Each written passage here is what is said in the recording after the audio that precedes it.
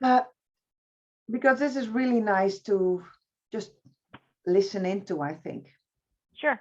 No, I was just saying that I really learned from, well, I learned from rewatching my own videos. I learned from your feedback on my videos, but I also learned from watching other people's videos and your feedback on that and the discussion we've had a lot. Even things I haven't done, like when we were discussing about, different, getting a horse on a trailer, and what do you do if you don't feel your horse is totally prepared for getting on a trailer, or if somebody's trailer loading your horse and using some negative reinforcement, and how can you be of best value to your horse doing that? Like, that was so helpful.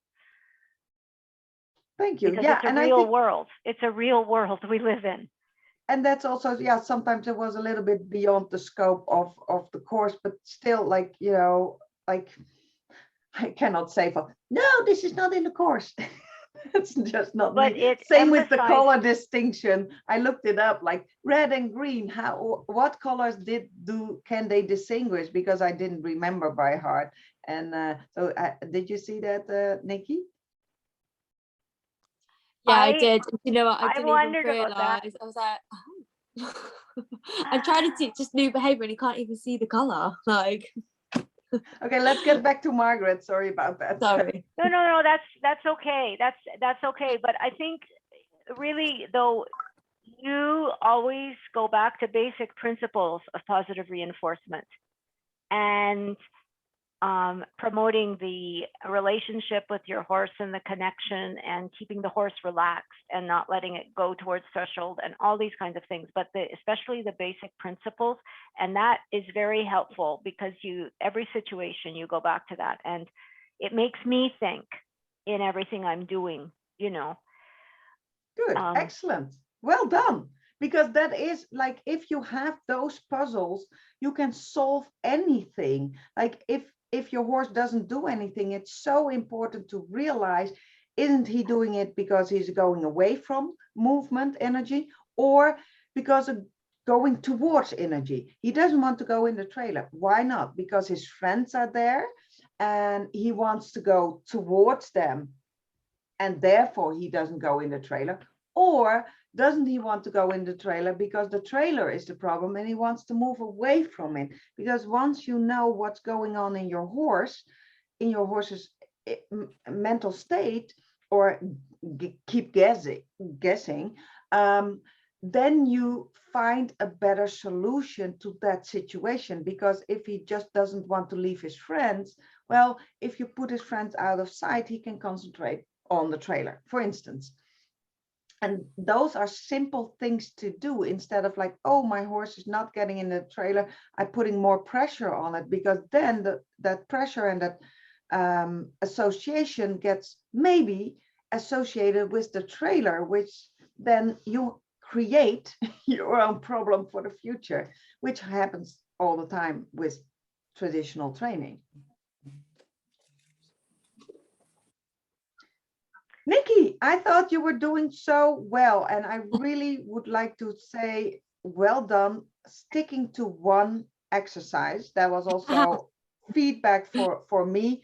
I realized that it would be a little bit challenging if I say pick your own exercises, do this, do that. I think it would be better if everybody would start at the reverse rectangle. And then we are all on the same page, because I think besides hand walking, that is one of the exercises that you can really build on duration and really stamina, because you can make it as big in the future as an arena without you cantering or running next to a cantering horse or dragging him along, because your horse offers the behavior. And I think you learned so much, because that is one of the hardest things, and you did that too, Margaret, to let the horse take that initiative to offer that behavior, instead of us like, look, I'm just pretending to walk, because then they will always wait for us to walk, because, and our body thinks, oh, I'm pretending to walk, let's walk. And then we think, why isn't the horse walking by himself? Well, this is how we trained them. Yeah, I think it was really hard for like our horses as well, because they're so used to being led like 24/7. So they're so used to that first person just being like, right, come on, let's go. So like having Treacle and Solly having to think about moving themselves, it was kind of like, what? Like I do that? Like it took a while for me to even like step back and let him have the independence to move himself rather than me being like, okay, let's go together. So yeah, that was a big thing for me to really think about that, to let them have the initial first movement, and I found it really hard, as you could tell by the videos. Yeah, and that is like huge, and the same for Candy when she stepped onto that mat, like that the horse sees the mat or the cone and thinks, I know what to do, because in the beginning that is their cue, that is the environmental setup. That's why it's super important to keep the context the same as much as possible. And in this morning's video that I saw from you, Margaret, the whole context was different. Yes. But I already knew that Candy deliberately had stepped onto the mat. So she did today. That was amazing. That is because she offered the behavior and you reinforce it instead of you making her do it like in traditional. So that is a little bit of the pitfall of having your horse on a lead rope, that we sometimes just move the lead rope and they feel it, but still you manage to let her offer that behavior, and that is super difficult to do as a horse person.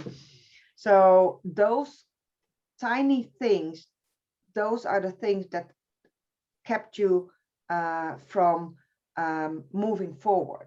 So to me, when I say huge, that is huge. And what you say, Nikki, yes, especially for the therapy horses, they are so well trained that taking initiative is not appreciated, and is not desired for in their work. So therefore, because I knew that therefore it was so important to make that distinction of clicker training and work. And with the neck rope, that went so, I was so happy. I'm just getting goosebumps just thinking about it, that you said like, oh, he's really trying to get that neck rope. Yeah, he did it every time. It was amazing. Just that one simple thing. He was like, yeah, let's go. And normally Solly, we've always had this planting problem with him going down to that arena. And as soon as this week's happened, like I've had no problems whatsoever. And lots of people have noticed as well. So it's helping. So I'm very happy about and that. this is also like a thing that sometimes, especially traditional people, would say this is just but this is so important, because this shows us that he really likes training, that he really is engaged. And what I've really heard from, well, anecdotal evidence, but still, and there is that even if you do a little bit of positive reinforcement for a negative reinforcement trained horse, it really can open them up and make them, because you give them control over a little piece of their life, and that really increases their welfare. So yes, Margaret? Yeah, sorry. You finish up, Nikki. No, I was just gonna say, I can't believe the impact it's had on Solly, really. Like he's like a different horse at the end of the week. Like it's just mad. It's really been really helpful for him. I'm so glad to hear that there's such a big change, and I'm super happy that other people also noticed that in him. Yeah, that's kind of the main thing that we need to happen. We need people to see that, like, that look what's happening. And so hearing that feedback was amazing. So yeah. Nice. I just wanted to say I found that very interesting, the suggestion of the neck rope for when it's training time. But I also I've been really wondering about how with horses that aren't therapy horses, you know, what cues tell them it's training time, what cues that are intentional or unintentional. Like, you know, if I have a fanny pack full of treats, you know, I mean, they start, Candy knows from the moment I open the bin or whatever, I try to get everything ready ahead of time. And I try to say to her, Candy, ready, when we're doing training. Like, that's what I do. But I actually did wonder if maybe that neck rope would be a really good idea for all horses, you know, for training. I just wondered about that. But then when you have a behavior that you start training as a new behavior and you want that behavior to become part of the everyday, because you are doing something like that every day, leading, for example, or what, you know, moving forward, or, you know, walk on, for example. Leading is a very negative reinforcement term, isn't it, actually? Leading a horse. Not in my head. Leading is okay. Well, I don't think of it, but it's yeah. You could also like say guiding. I see leading as guiding, or like walking with or something. But yeah. Anyway, but I've been wondering about when a behavior is, when you're training a behavior, and then you train it in other contexts, and then that context is a context that's part of your daily life, or that you need to do every so often. It's, you know, you wouldn't put a neck rope on all the time. Like, it's interesting how you transfer those behaviors to the everyday things, like standing still or something, on, even if it's on a mat, you know, to stand while you move around the horse, you might use in many different situations. And you know, how do you know, is it important that a horse know this is training now, or once I've got it, it's not training, we just have a treat every once in a while? I'm interested in that process of sort of weaning from the training. The whole training label is for us, because in our heads, training is behavior modification. We want to change their behaviors. To them, they are just like, let's see what happens. But in case of Solly, who is a therapy horse, who in his work, he works with people that are not riders because they were being led. And so there is like I'm guessing, Nikki, like the traditional leading, like, okay, come on, and we pull you a little bit and let's go, and you have to do this. So horses have, because it's therapy, all the attention is on the client. So the horse is a therapy, is part of the techniques to help the person. So in that situation, you cannot focus also on behavior modification for the horse. So you do, okay, he knows how to walk on, he knows how to be led, that's it.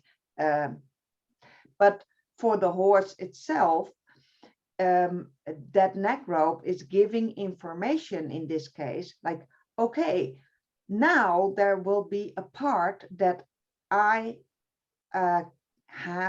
get control, because I can say no, because it's all positive reinforcement. They have choice. They are learning. They love to learn. So therefore, so I remember when I wasn't doing negative, positive reinforcement, I had no idea of that. I was like, I was a 12 or something.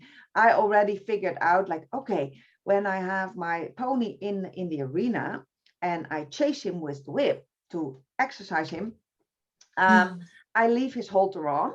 When I take his halter off, then he is more in control. And if he says no, that's okay. Like, I figured out those kind of arrangements with him, so he would know, like, okay, now I can do I have more freedom than when I have my halter. Then it was like work. And in the traditional sense of work, I am the boss and you have to listen. And there is, because that is what I was taught. But I also like to experiment, like, oh, when you would have a choice, what would you choose? And I didn't have treats, or I didn't have a bridge signal. Like the bridge signal was such a huge eye opener. So it was all very wishy-washy. I was 12. But my horse, I know for sure that he understood, like, okay, I better listen to the whip now because I'm wearing my halter, or I don't have to do anything because I'm free. So for you, I think for you, Margaret, because you are just training with positive reinforcement now, and you try to do everything like that way, you don't have to make that distinction. Horses are really good in anticipation. That is the reason that that horses run away when the vet is coming and you need to get your horse out of the pasture. You're like, ooh, you're a little bit in a hurry, you behave different, they anticipate on your body language, and it's difficult to get them. They anticipate, they know, oh, you're wearing your treat bag, now we're doing clicker training. Oh, you don't, now we're doing, oh, you're carrying your carrot stick, now we're doing Pirelli, for instance. They anticipate on a lot of things that we don't even are aware of. And besides that, I think they are really, really good at, I think they have a lot of mirror neurons. They discovered that in humans, that is that if I see a video of a child falling, I can feel the pain. Like, and I do believe that horses have like similar neurons in their brain, that they can feel how we are feeling, and they also anticipate on that, on top of all what we teach them. That's why they're such good therapy, and that's why they can also make us feel so good, because that's what they do. That's how amazing they are. Anyway, we digressed. Any questions more? And it doesn't have to be about the course if there's no questions more about that. Well, I wanted to ask a little bit more about the Liberty free schooling kind of side of things, and a bit more information about how well, some advice of how we could do it, because it's like, could you do it in a group of horses, or would it have to be a one-to-one? Because in our circumstances, we don't have in the morning to do one horse and one horse and one horse. So is it something that we could do with a group of horses or not? I would start with teaching them separately, like going around the cones, then start doing 2, and then slowly training another horse and adding them to the group. And that's totally dependable on how they would react to each other. Then I think you could do that. I've trained with multiple horses in one arena, but we were with 3 people and 3 horses. So every horse had their own trainer. But then at least you can shorten the time, like from 8 to 9. And then if you and Kate are together, then at least you can do 2 horses, or just do 2 horses for half an hour and then take 2 other horses. So absolutely. You have to think about what the basics are, what they need to know, like what I showed on the shaping plan, like a list of behaviors they need to know in order, because it's very, very complex. It's not like simple behavior is touch the cone, okay, that's it. Standing on the mat, that's it. Complex behavior is that going from mat to mat, or going around the cones, because then they need to know so much more. And I think it would be fabulous to experiment with that and make a shaping plan and talk with Kate how you could do that, because it very much depends, like, okay, would Solly follow treacle or the other way around? Who would walk up at front? Then you can also you need to think about the bridge. Do you use one bridge signal and feed both? In certain setups that could be possible, especially if you have one on the mat next to you and the other one you send around, because then you click once and that you click for whatever that horse is doing well, and for staying on the mat, that's super clear for the mat horse. But if you let them walk together, like, who are you going to bridge? And because if one is walking very beautifully around the cone and even starts to offer trot, and the other one is cutting the corner, and you click, you know, you are modifying that behavior by every time you bridge. So maybe you should, instead of a bridge, you should use their name, like Solly and then treat, or treacle, treat. So you have to go for bridge, treat, bridge, treat, bridge, treat. So you do that for Solly, his name and a treat, his name and a treat. You do that for treacle, then you put them together, you put them on a mat, you say Solly, treat, and you give maybe treacle 1, 2. And then you switch it around, and then you fade out the treat for the other horse. But maybe that doesn't work. Maybe the other horse gets confused, and he thinks treacle thinks he's Solly, and vice versa. So that is a matter of, I don't have much experience in that, but that is how it's all experimenting. Because there is no booklet, there is no manual how to do this, because every horse, every situation is different. But I bet they would love that. And yeah, in the beginning you have 2 trainers, and maybe you can even fade out 1 trainer.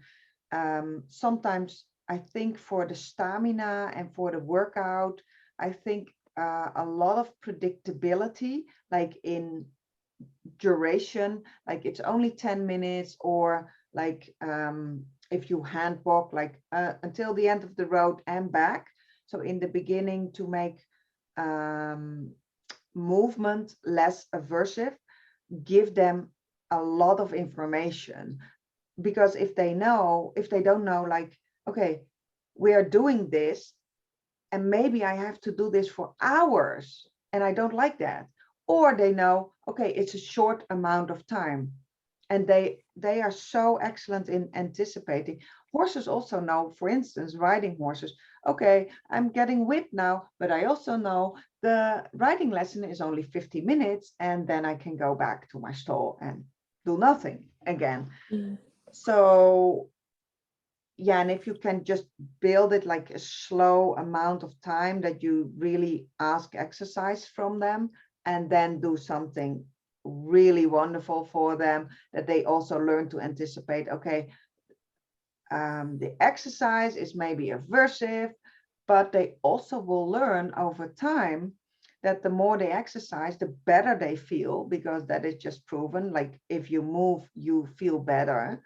It becomes easier because they become stronger and get more stamina. And from that point on, that you notice that they like, that they learn to love it more, then you can build on duration. Like, okay, make that 20-minute walk 25 minutes or 22 minutes for now. And you have a sequence, like, okay, we're doing something fun, and before that we have the exercise. So yeah, okay, cool. That's especially really the more you have on a schedule, the better they cope. And I do believe when you use positive reinforcement, it makes it much easier for them, because they can all, if they say, okay, today I'm tired, today I have pain here, there, muscle ache, I didn't sleep well, you still listen to them. Still 20 minutes, but okay, today I can see there's something going on. I allow you to stand still and have control over that 20 minutes, because that helps. But you do have to need a schedule if you want to let them lose weight and get stamina and strengthen. You have to just 3-4 times a week. And for some horses, like when Kira had laminitis, it was 7 days a week, but it was only for a few weeks. Yeah, okay, cool. That was really helpful. So we'll see Nikki on the Cavalia show or something. And multiple horses. That always amazed me, you know. I just want to, this is a very different but slightly related situation that I discovered when I'm a new trainer, positive reinforcement trainer, having done a lot of natural horsemanship. I found that if I trained Candy in earshot of my youngster who was also doing very basic positive reinforcement training and just understanding the clicker and getting used to it, that he got very aroused and confused in his space. And I know you had mentioned somewhere on this course, Sandra, I don't know if it was referring to using their names for a bridge, which I think for the beginning, feel better with the click, but you had mentioned something about using different bridge signals. Were you referring to names, or were you referring to like different clickers for different horses or something? So it doesn't upset one if they're in earshot, it's not their clicker. Well, there's different things that I've done over the years, and I think as long as it's clarity, they all get used to it. Sometimes, yes, they get frustrated because they feel left out in the beginning. At the BCS-PCA, I trained 8 horses, always in earshot from each other. They could all see each other, they could all hear, but they figured out quickly that it was me that was the distinction, that was handing out treats for clicks. So in the beginning, and sometimes if they were like neighbors, they tried to interfere, and it was really, really like, okay, I want to be in on training. So I made sure that the other horses had something to eat. And sometimes we had to rearrange the setup and make sure that there was an empty stall between the horse that I was training and the other horse, because they didn't really have stalls. They had in-outs, but there was no wall. It was just a fence. So the beauty of that is that all horses could see each other, the whole body language. The disadvantage was that they all feel so connected. So they're like, okay, now this one is trained.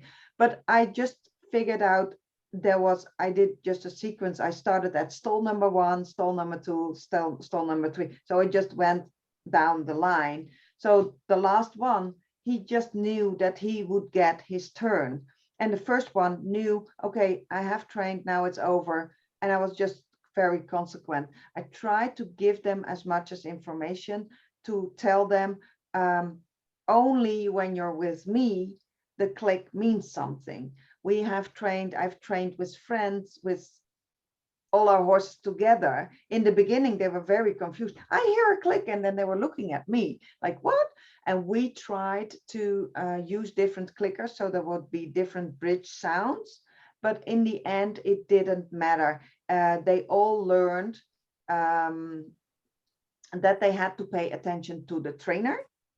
I've also had that I was riding, and in the beginning of the riding, and my friend was clicking, and she had exact same clicker. Kira just stood still, and I just said, well, that is very nice. And I just scratched her. I just talked to her, but she quickly learned that where that click was coming from her back, or over there, that was the difference, because then it was for Sahara or it was for her. So they all learn to distinguish it. If your horse gets really aroused or by seeing and not getting it, I would say make sure that that horse has something to do for himself, like give him some extra things to chew on, or put him in a little different area that he can just give him something to do. And sometimes it can also help to switch and take the other one first for training, and then or take them a bit further apart, but eventually they all will learn if you're what doesn't work is that you are training with one horse, seeing that that horse wants in, then redirecting your attention to that horse, and maybe even starting a treat because you don't want to let him feel left out. They are like, sometimes I get what, sometimes I don't. So you get them on a very variable reward schedule, and you create that frustration just because of that. Actually, that's interesting, what you said, because the other horse that I'm spending a lot of time with, my youngster, he stopped putting his head up over his stall, and I just sort of time his, like I bring him in, I time his breakfast when I'm starting to work with Candy, and then I do take her actually out of the barn, and he eats his breakfast and he has some hay to munch on afterwards, and he's not putting his head over the stall to see more. So he actually has made that connection. So, which I think is that my attention is not directed to him at all. Like I pay him no attention during that time. It's working quite well. Especially if you give him something to do, like his breakfast, and then they will learn. Yeah. So, and it's all about clarity and information. Yeah, they're very clever. Yes, it's interesting. And I actually, it's very interesting how they learn, because I bring, well, and how it generalizes to some of the things that you do. Like, I haven't been so conscious of doing some positive reinforcement training with Candy every single day as I have during this 2-week period. Like I haven't posted a video every day, but I have done some positive reinforcement training with her every day, which is really phenomenal for me. Because before there was always an excuse. That's why I was so proud of today's video. It was pouring rain, we had no power, everywhere was flooded, so I couldn't put the mats on the ground outside in a paddock, and I was just determined I'd do this video. But the side benefit has been, she could be difficult to catch, to bring in from the paddock. She is not difficult to catch anymore. She sees me and she just stands there. And then if it's sort of like we walk towards each other and no problem catching her. So it's so interesting, and I love it that you noticed that. And even 5 minutes of training 3-4 times a week will really make already a difference. And sometimes people call me and they say, yeah, I can't catch my horse, can you help me? I'm like, well, let's do some key lessons for horses, and that problem will solve itself. I've seen it over and over. They would just they start loving to engage, and it's not about the food. Maybe the first few sessions it is about the food, and that is how you start a relationship. You start by giving, and then it turns into something different, because then it's more about the learning. They love to learn. They love to use their brain, because the way we keep them, there is like, lots of horses have the same day in and out. They don't have to worry about predators. They don't have to worry about their food, their drink. There's so much predictability. So the clicker training also gives them control, but also novelty, because do I get a click? What will be my reinforcer? What will I have to figure out today? They just love it, and that's the reason why they want to come to you, because I'm so convinced that it's like what I said in the beginning, it's about the treats, but after that it's about the connection, about the choice, about the control that they get over their life during clicker training, because they are allowed to say no. And once they have figured out that they can say no, at the SPCA I've seen so many horses, oh, I'm allowed to say no, let's say no. And they start saying no all the time in the beginning. Oh, you don't want to go out? We'll leave you in. And we just went back to them like a few minutes later. Do you want to go out? Do you want to be halted? No? Okay. you stay in. There was no pressure. Like, okay, they got their food inside, but they also figured out really quickly within a few days, if I say no, I can stay in. But you know what? Then I don't get out. Same with medication. We had to apply like ointment to eyes or oral medication or address wounds or whatever. Oh, they don't want it? That's okay. We just try in a few minutes. And usually because they know they had control and they had a choice, they choose to say yes. And then you really have them on board, and that makes such a difference.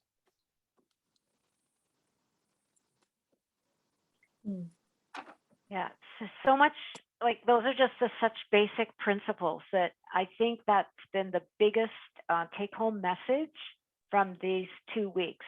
I mean, yes, I've learned a lot about specific training, you know, targeting, reverse rectangle, like all kinds of mat training, so many good ideas, but it's the infusion of the basic principles. And it's so easy, like as you mentioned, if you have your horse on a lead rope, to just like kind of, you know, tug on the lead rope a bit if they're not doing what you want. It really takes a lot of self-control, especially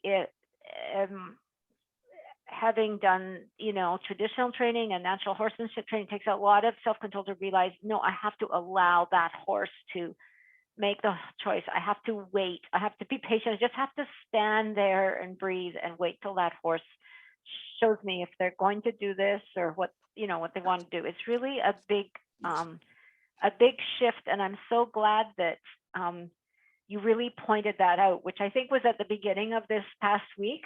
Like, Margaret, you're thinking like a traditional trainer. And that really was my, you know, my watershed moment. Yay, I'm so happy. Yeah, and also like if you rewatch the video of Julianne where she was targeting with the lead rope in her same hand, there's one point in the video that she does this, and that was only one point, but that's a little tug on the lead rope, and I think that can trigger a whole cascade of negative reinforcement history, for instance. And also just that tiny thing, I'm just so in the dark, what's better, just that tiny thing, like waiting until the horse offers, that is their learning point. Now they have learned, and you know that they have learned to step on the mat because they are offering it. And that is so important. Therefore, that is so, yeah, important. And that's why I choose to start at liberty or with protective contact all the time, as much as I can. In that video where it was raining very much, I had like lots of negative reinforcement / punishment from the rain and the wind because Kira didn't like that in her face. But that's really, that was also a video that I made for a client to show, like, this is how you teach a horse to lead with positive reinforcement. You first train the behavior and then you add the lead rope.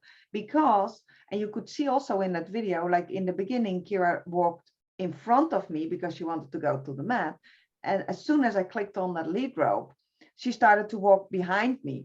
So those things will give information about the horses, how they are feeling. And even if you just never tug but have the lead rope just over your hand, they just feel it. And that feel doesn't have to be an aversive reinforcement. It can also be turned in a positive reinforcement, because pressure is not bad. When I started and learning about pressure, yielding for pressure, I thought pressure is bad, but like a massage is good pressure.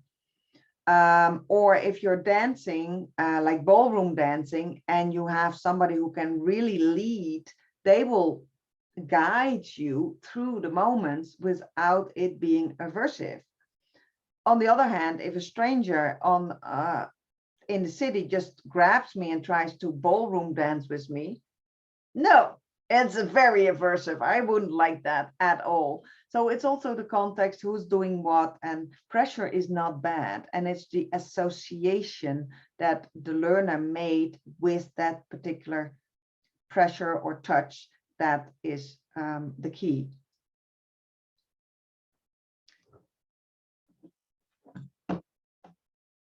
Oh, my internet connection is unstable. They always show that. Yeah, you had a couple freezes, but it was fine. I heard you. So one of the things I'm interested in is, like, most of what I've done this week has been at liberty in an enclosed space, not just a round pen, but a small paddock that's enclosed with Candy. But if I removed her halter, she wasn't just at liberty with a halter on, but if I removed her halter, I think it would be different again. Yes. And then if you do that, lower your criteria. So if you have her totally at liberty and you have a mat, start clicking for going towards the mat. Just as a little reminder, you probably have to do that only the first session, depending on how she reacts. But because it could be that she's like, now what? I'm used to that halter. I don't know what to do. So therefore you have to guide them with your markers, with your bridge signal and your treats to the desired behavior. So whenever I change a contact, I always lower my criteria just to give that confidence, to give clarity. Yes, we still need you. And that's the thing that, for instance, I don't want to talk about new subject, but like trailer loading, horses can all do that at home, but people forget to train that in a different context. So when they are at the competition ground and they have to go back, they expect the same quality of behavior. But now the horse is already stressed because the environment, the trailer is in a different place, it's a different time of day. The trainer is tired, wants to go home, everything is different. Suddenly it doesn't work and they wonder why. Well, it's just because they didn't train enough generalization in the behavior.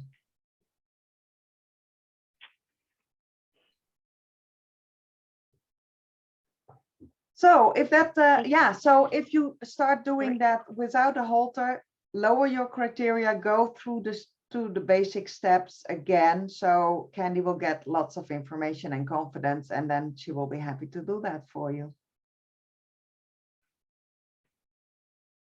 Any questions?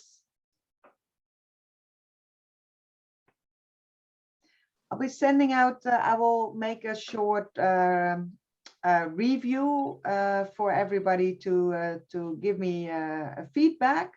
I would also have but that's all in the questions. I would also like to know, but you can think about that. What could I improve for next time? Because that is my learning point. And yeah, I'm looking forward to hear from you. And we'll see you in the Facebook group. And tomorrow will be the last day. So there is still, if you have questions, if you have a video, if you want me to use your, help you with a shaping plan, there's still today and tomorrow.